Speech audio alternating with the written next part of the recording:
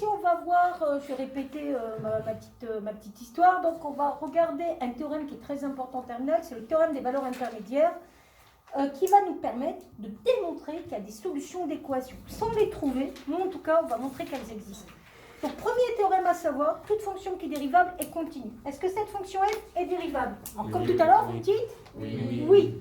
Et quelle est la dérivée de cette fonction f? Oui.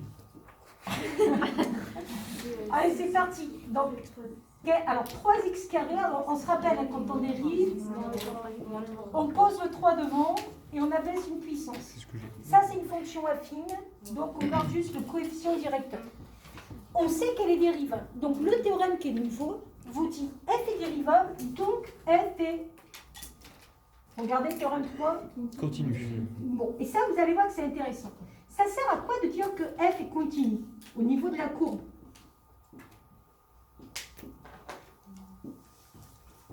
Il n'y a pas de piège dans ma question.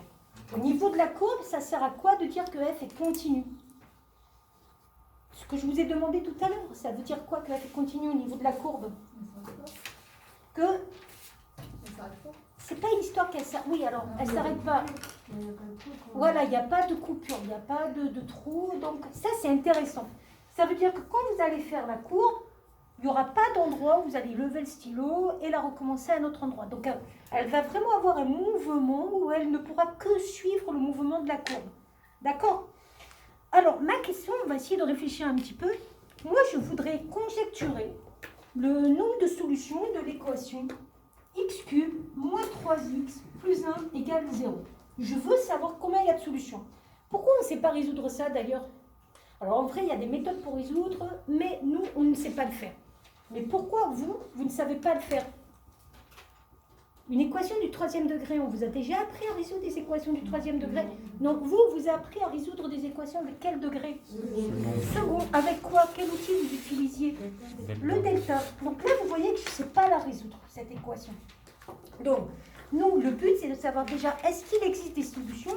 Et vous verrez que quand vous irez en post-bac, on ne cherchera pas les solutions avec un calcul, on cherchera avec un ordinateur, avec de l'analyse numérique, qui trouvera des approximations pour essayer de trouver ces solutions. Donc, mais par contre, encore faut-il qu'elles existent, ces solutions. Donc, moi, je vous demande, est-ce qu'il existe des solutions? Conjecturez-moi. En regardant la courbe, est-ce qu'il existe des solutions de cette équation égale 0? Concrètement, ça revient à dire que je cherche à quel moment l'image est égale à 0. Donc, je cherche à quel moment les antécédents auront une image nulle. En gros, on cherche les antécédents de 0. Comment graphiquement vous pouvez trouver les antécédents de 0? Oui. On regarde tous les endroits où la courbe coupe 0. Alors, coupe Passe 0. par 0. Passe par 0. C'est-à-dire, concrètement, Moins 2, 0,5 et 1,5. Alors, ce qu'il faut faire, c'est on regarde les abscisses des points qui ont une ordonnée nulle. Ordonnée nulle, je vous rappelle qu'ici c'est y, x, donc c'est ce que tu voulais dire quand tu disais ça passe par 0. Oui. En gros, on regarde ces endroits-là. Est-ce que tout le monde est d'accord qu'à ces endroits-là, l'image est nulle? C'est-à-dire que si vous preniez les coordonnées de ce point, le y ferait 0. Et là, vous avez déjà répondu à ma question, conjecturez le nombre de solutions. Il y en a 3. Est-ce qu'il y en a qui ont un doute sur ça? Donc, il semblerait qu'il y ait 3 solutions de l'équation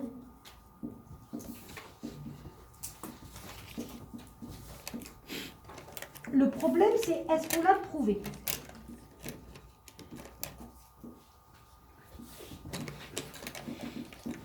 Est-ce qu'on l'a prouvé? Non. Alors, qui aurait une idée pour me dire, mais, alors sans le prouver, me dire, mais c'est pratiquement sûr qu'il y en ait 3 solutions. Et pourquoi? Qui a une petite idée en regardant la courbe? Oui. Quand elle va vers le positif et quand elle va vers le négatif. Alors, tu es en train de te rendre compte d'une chose, c'est qu'il y a des parties de courbe où elle va passer du moins au plus. Alors moi, ce qui m'intéresserait, et il y a cette idée aussi qu'elle va monter ou descendre. Donc c'est bien parce que tu viens de voir 2 points qui sont très importants pour pouvoir démontrer ce genre de choses. Donc tu me résumes ce que tu viens de me dire? Ça change de signe.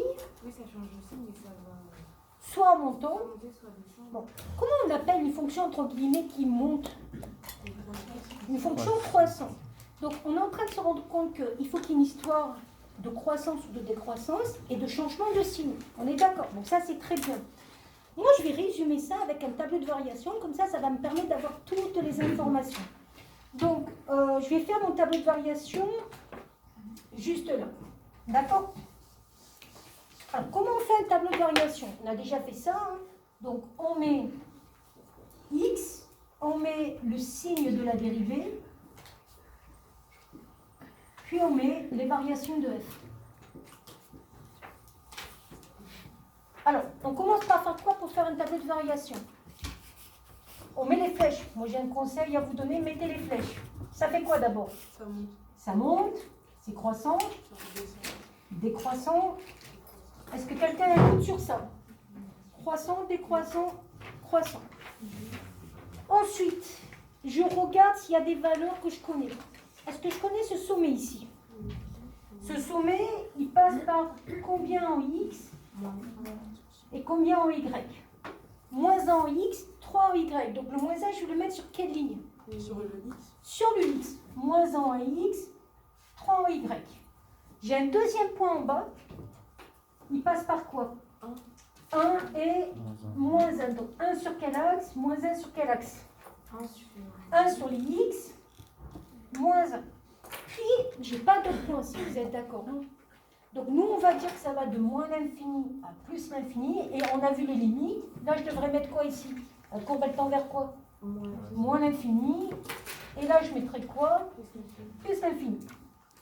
Et je vais reprendre ce que tu m'as dit. Il y a des endroits où ça va changer des signes. On va déjà prendre la première portion ici.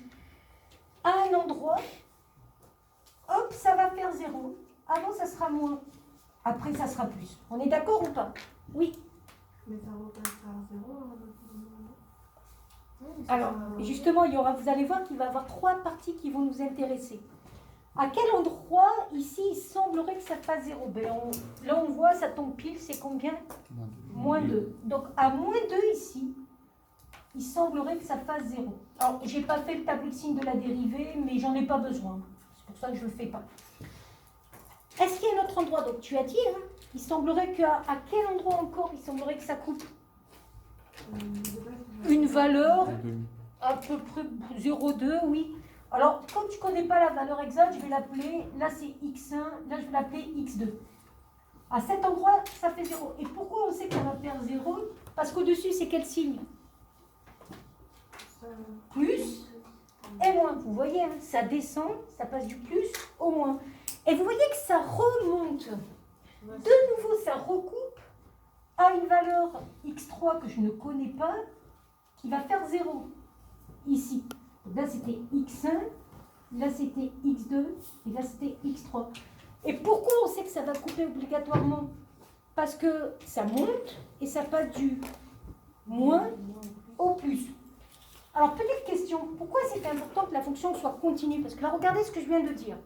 Ça monte, ça passe du moins au plus. Pourquoi c'était important de dire que la fonction était continue? Oui. Parce qu'elle peut monter, après remonter, et puis on n'aura pas la valeur au milieu ou la redescendante. Et oui, parce qu'on remarque importante, si la fonction n'était pas continue, si f est non continue, elle peut monter, passer du moins au plus et ne pas couper l'axe. Regardez ce que je vais vous montrer. J'ai l'axe, elle monte, elle passe du moins au plus, et pourtant, est-ce qu'elle coupe l'axe? Non. Qu'est-ce qui s'est passé ici? Pourquoi elle ne coupe pas l'axe? Parce qu'elle n'est pas continue. Donc, j'ai combien de conditions à vérifier pour montrer que ça va bien couper l'axe? Alors déjà, tu m'en avais donné combien de conditions? 2. L'histoire de croissant ou décroissant, ça change de signe.